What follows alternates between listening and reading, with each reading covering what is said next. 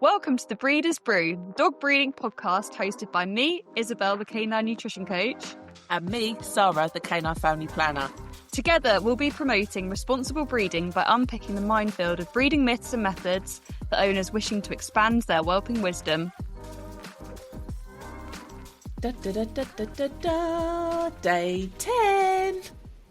We're back again. Are you sick of us yet? Or are you pleased to hear us back in your eardrums?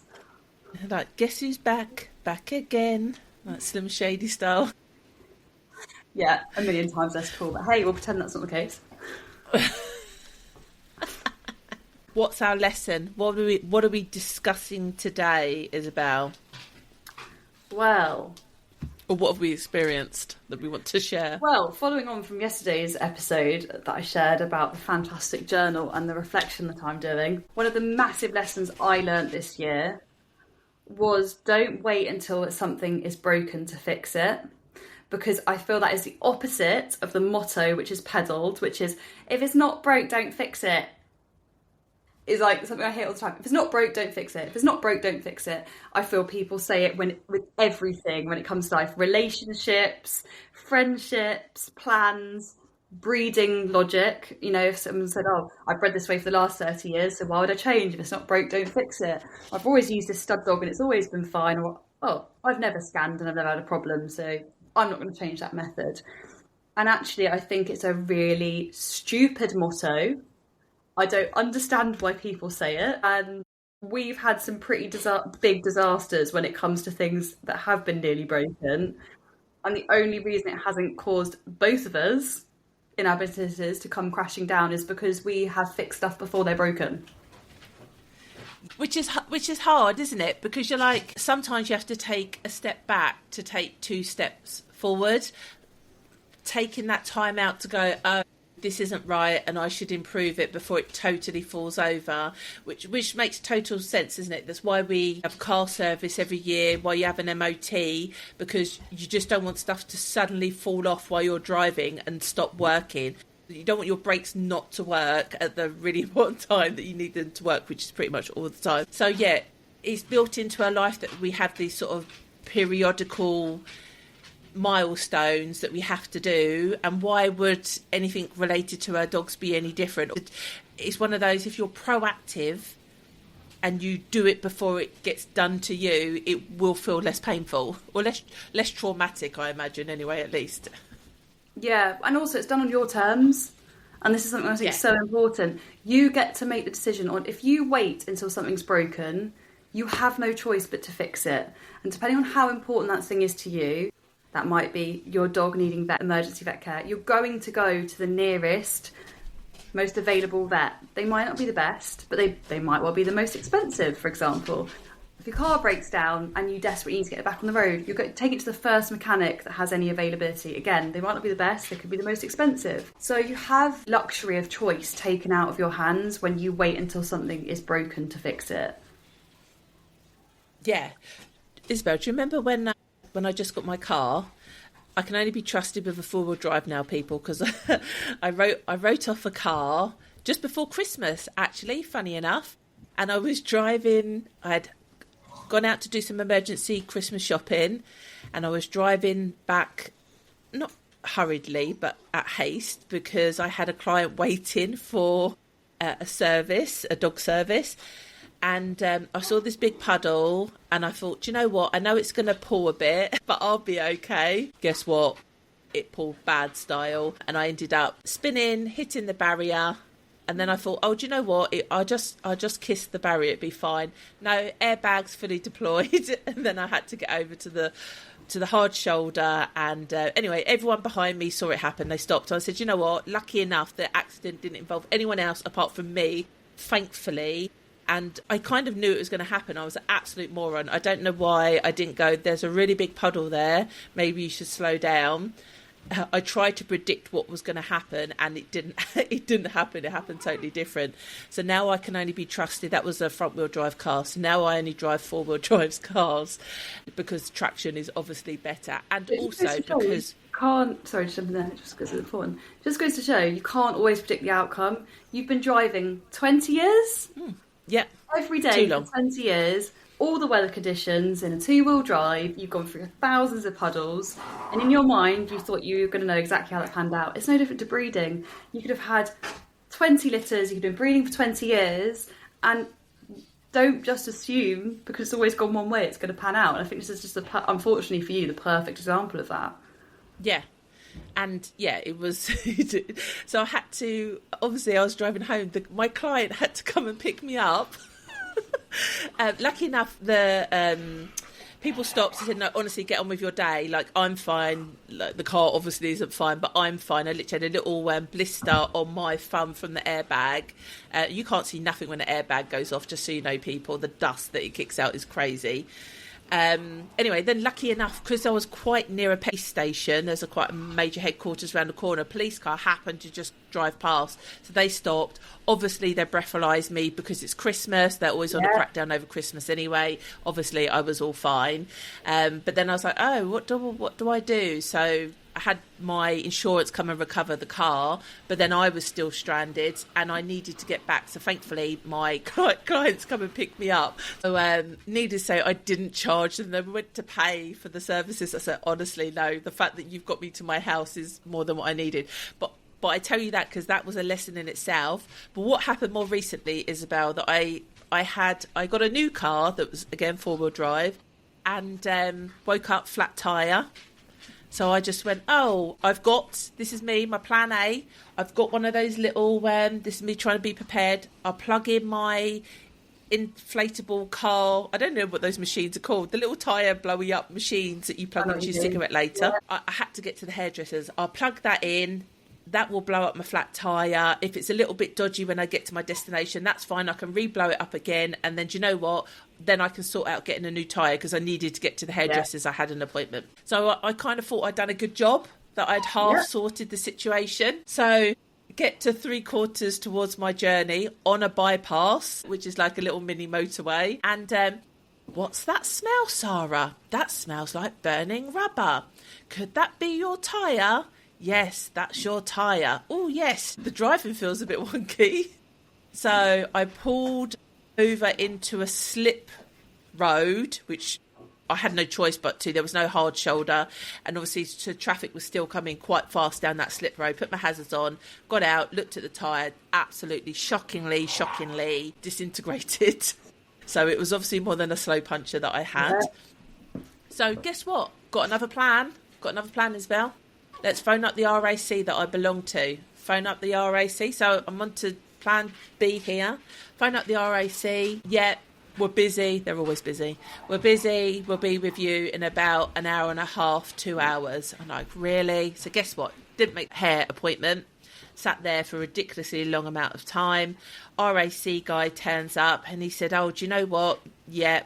I can take you to a safe place. This is what they do nowadays. I'll take you to a safe place, which was in the opposite direction to where I lived, right? Take you further away from home. I take you to a safe place. You have to sit there and wait, and then someone will fully recover you back to where you live because you're out of area. Basically, I was driving to the next town over, so we need someone to take you back to the other town. How long's that going to take? Oh, I don't know, 3-4 hours. Who knows? Just basically sat there doing nothing. He said, or I can take you to the big supermarket, literally at the end of the slip road. There's a McDonald's there. You can get something to eat, and I can give you a number to a mobile tyre fitter. Why has no one ever said that to me before? This sounds like a genius idea. Absolute genius idea. So that's what he did. I had my McDonald's. By the time I finished, the guy had turned up, changed my tyre, and I drove home again. So what happened, this makes me sound like a really bad driver, which I'm not. I just do a lot of miles in the car. What happened literally less than a month ago, Isobel, that I managed to hit UK roads. Let me add here. The common theme here is UK weather and UK roads. And the government not filling potholes, or local council, whoever's accountable for it. So I hit a pothole.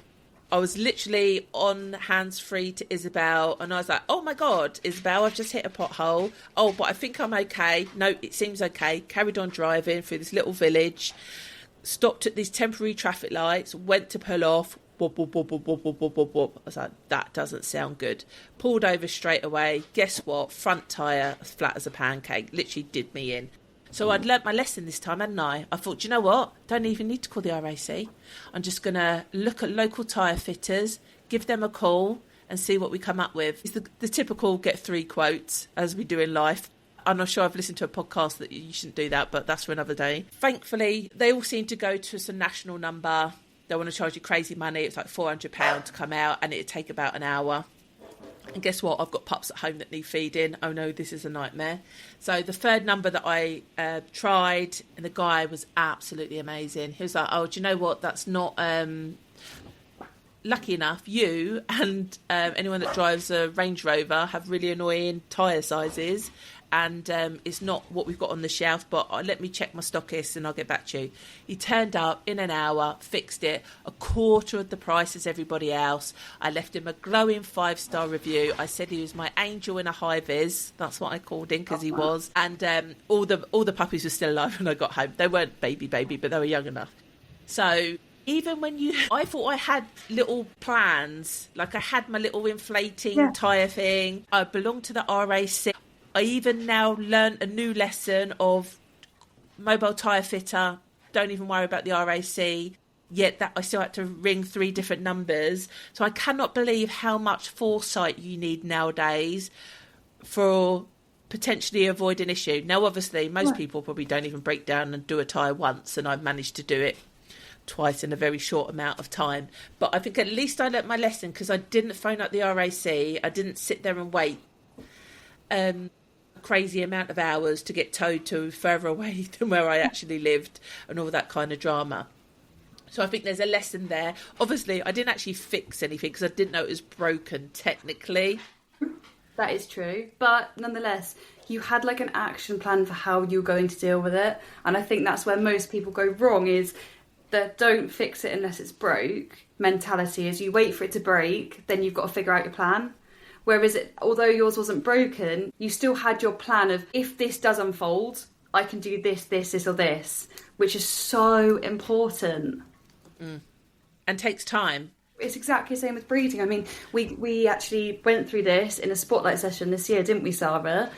Of the A to C of birthing plans, and the fact that you should have an A, B and a C of your at-home whelping plan for your dog, because regardless of how many litters she's had before, how many litters you've had before, it doesn't matter. Every birth is different, and yes, you can't fix what's not broken. There's nothing broken about labour, but you need to be able to preempt, if this happens, what are my 3 options? Yeah, it literally had a voice note yesterday from one of my clients to say, just to give you an update, you scanned 7 Labrador pups, 7 have been born, but there was an 8-hour wait between the 6th and the 7th. Now, this was this female's 3rd litter, and he said, you know what, I got a little bit twitchy waiting for this final one. Lucky enough, he'd been prescribed oxytocin to give to his female under veterinary guidance, so he was able to give a little bit of oxytocin, which no doubt helped that last puppy. But again, he had that plan, and then obviously he even said, like, I really didn't want to go to out of hours, but at least he had a little bit of a plan before it was a straight, we need to get her to the vets. And I think that had been agreed because obviously we're over the Christmas period, so the vets knew that their availability wouldn't be 100%. Exactly. But obviously that's taken all of that conversation before she's gone into labour to think about, okay, she's due over Christmas, how is this going to unfold? Am I going to be able to get to my vets? Are they even going to be open? And having that plan, as you say, like an A to C birthing plan, which pretty much covers at-home whelp, if you need an emergency C-section, or if you are a breed that's more prone for an elective C-section, how to make sure that you can safely know when to click from one plan to another. And I think that's when a lot of people struggle, is they don't know, they don't know to switch plans because they haven't got another plan. Exactly, yeah, because it's broken by that point. You know, they had an issue in labour, mum's had 2 pups and stalled, for example, and been scanned the litter at 8. You're sat there after 12 hours thinking, oh God, like this is now really bad. At that point, if you don't have a plan of action, you are left with no option. Yeah, and again, this is all the boring stuff.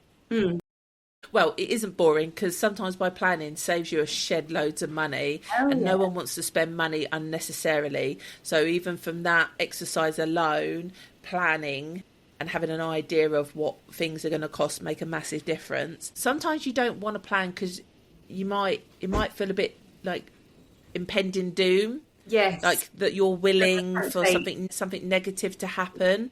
But then realistically, as you say, you need to be prepared. And I literally say to all my clients, assume everything's going to go okay, but if it doesn't, what are your plans? And I think that's the approach you really should take. I mean, we've had tech issues non-stop, haven't we, Isobel? I just swear it's been one thing after another, yeah. It's been crazy, the amount of tech issues we've had this year. We've been calling them gremlins. The gremlins have been out since early January last year. Yeah, we continue even sometimes with internet connections and that kind of stuff. We've unfortunately had to spend money we didn't want to spend on new tech, new laptops, new desktops, new faster processors and all that kind of stuff. Like, we bought specs as if we're gamers, or we're like, I don't know, film editors that need like this massive processors, but for what we do and how we use our PCs that enable us to put this kind of information out there for people, we've had to up our game. That we didn't want to. We would have nicely just used our little Chromebook that cost £250 and try and put this stuff out there. I've bought, you know, even with fancy camera, because I'm not a photographer in any way, shape or form, but the quality of even using the basic settings on a fancy camera to take good pictures of your puppies, to then be able to use in other ways that I've said in other podcasts, but also like for puppy adverts and all that kind of stuff. So sometimes you do have to plan what you're doing, fix it if it needs fixing, but prevent it from breaking in the first place. You have to keep proactive. Just because you've got some puppy equipment that's robust, it doesn't mean need replacing. So for instance, I purchased a new puppy heat mat. I love the Pet Nats puppy heat mat, big up to them, because you can leave them on constantly, they never switch off, they're a nice regulated heat once a puppy's laying on them consistently, they don't feel hot to touch. But I had realised one of these were getting hot, like it felt hot for me, like even to pick it up, cleaning out the puppy pen. Isobel, when I look back, I think it was 14 years old. 14 years old. Nowadays, what on earth is built to last for 14 years? I'll tell you, TV isn't, laptops aren't, phones aren't, nothing. No, but does it work? Yes, it does, because it heats up a puppy. It looked all okay. Was that potentially a danger risk? Yes, it was. It was displaying to me signs that it wasn't functioning properly. So I chucked that bad boy in the bin and I went and bought exactly the same one all over again. Because it wasn't until I was checking my emails sometimes I just do a search, because obviously you get an order confirmation, and I couldn't believe it was that old from my original purchase of it. Couldn't believe it. So yeah, it's one of those, sometimes you need to see the minor signs of something not functioning properly, and they are very minor. We say it about dogs all the time, don't we? Dog communication and observing your dogs, it would tell you 1,000 things, because they can't talk to you, they can't open their mouth and have a conversation with you. They are giving you other signs, and that's exactly the same with technology, with dogs, with puppies, with people. It's almost like the unsaid things are the things you need to be paying attention of. Yeah, but unless you've got somebody to point that out, it's really hard to realise that you need to stop and do that. And we've learned that the hard way this year. I mean, how many lessons there have we had? On countless lessons. But we've had disasters diverted from all of them. Every single one. You had the same with the incubator in 2024. You had your incubator go rogue and you went, hold on, that's fine. Do you know what? I'd rather spend another £1,000 too early than spend £1,000 too late. Yeah. You're still going to have the outlay. It's just, when are you going to have it? And I think too many people want to wait. Too many people want to just wait and see. Let's just see how we go. And it's, I think, Well, that's even comes down to like ovulation testing and that kind of thing, where you just go, well, you can spend nothing and you can give it a go, or you can spend a bit of money, have some information that tells you whether it's the right time to breed or not, which also tells you when your female is due or not, and should also give you a bigger size litter. Why would you not make that little bit of investment early on and then get the reward further down the line. So yeah, I think it is quite hard. Like you say, no one's ever going to say to you, you need to replace that, you need to fix that. And I think you need to know what type of person you are as well. Like, I realise I look after things really well. So in my head, I expect them to last forever. And, apart from my car, obviously. But I expect them to last forever. And then it's not until I realise, oh my gosh, I've had that a ridiculous amount of time. Of course, it's time to replace it. Yeah. It's to get a new, upgraded, better version. What we said about even hand-rearing puppy techniques have changed over the decades. So when I first started breeding, your only option was a bottle. You just bottle fed them. But now we know, since then, you can tube feed, you can sponge feed, you've got the miracle nipples, you've got the silicone feeders. You have so many other options now that if you didn't stop to take the time to have a look at, okay, is bottle feeding the right way, or are there other methods that are better, then you would never know about them, would you? And equally, also, you should always just have some of those items in regardless. Even though you've never had to hand rear a puppy in your life, as standard in your whelping wish list, you should always order in. I mean, if you order like Royal Canin Protect milk, which we both like, you'll get bottles with that anyway.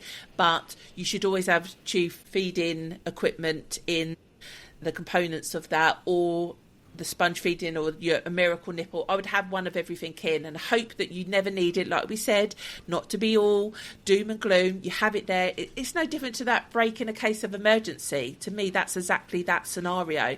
I'm going to buy you, like I said, I've got a mini fire extinguisher in my kitchen. I hope that I never ever have to use it, but should I need to, because my which I thought I was going to, because my iron started doing rogue stuff. And that's what I mean. What crazy is the tech? Yeah, my iron decided just to do some electrical craziness and start smoking in front of me, and I literally didn't know whether it was going to burst into flames. I hadn't because I hadn't enough time to get it out the wall, and I thought, well, thank the Lord, if I can say that, thank myself that I had already gone and got this little mini. It's not a massive one, but it would have doused that iron if it had done something crazy. Again, so it's that planning. It's planning for things to break, which maybe is the main lesson we're saying. It's like, don't follow the mentality of it's not broke, don't fix it. Like with your iron, okay, right, I've had a minor drama, I'll replace the iron now, and I should have had a fire extinguisher, but I'll get one for next time. Same with puppies. You have a litter, but it's not till something goes awfully wrong, or you've got too many pups, or mum's not feeding well, or milk's not in, that you go, no, I need to hand feed. If you've got none of the kit and you're out of options, you're then limited to whatever you can get your hands on, which might be the most inappropriate choice for your breed and for that situation. But if you've only got a bottle in and you've got a really poorly puppy that shouldn't be on a bottle and you should be tube feeding, you can make things worse by not being prepared. And I think that's probably the major lesson that we've learned is don't just step in and replace things early. It's a matter of have your plans, have 3 plans, prepare for if this doesn't go right, what disaster can I avoid by doing this or this, or having this and this already in the house. Because if you do that, the chances are you won't need it anyway, because you'll already be thinking 5 steps ahead. So should something go a little bit awry, you're probably going to be more likely to notice those red flags and deal with it and be able to implement a quick fix sooner that they might not even break in the first place. Yeah, I already played a testimonial from Marty, but basically she had the realisation that she had a stud dog neutered and she should have had some frozen collected from him for the future because he was a good stud dog. And yeah, she didn't even know that that was an option. So unfortunately she's learnt the hard way because that dog's now been neutered, and that will have impacted her breeding line. And she's actually gone and purchased another stud, hasn't she, that she's champed up. But it didn't even dawn on her that was an option. So I think even being around people that have experience similar to you, or have a bit of experience or knowledge that can pre-warn you, which I guess is no different, isn't it? Like when you're at school and the fire engine guys come round and they say, like, basically you should smoke alarms in your house and these are the rooms, and they're telling that to kids because they know the kids are going to go home and have a conversation with their parents. Not only do I want to be a firefighter when I'm older, but actually got enough fire alarms in this place and CO2 detectors, yeah. Detectors, that's to say emitters, don't want that.